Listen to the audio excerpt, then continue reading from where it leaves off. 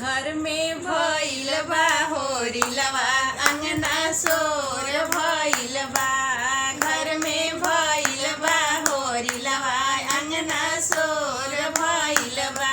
सासू काहे नइखी आवत उनका का भइल बा। सासू काहे नइखी आवत उनका का भइल बा। ऊ तो देखले बड़ी पियरिया उनका सोच भइल बा।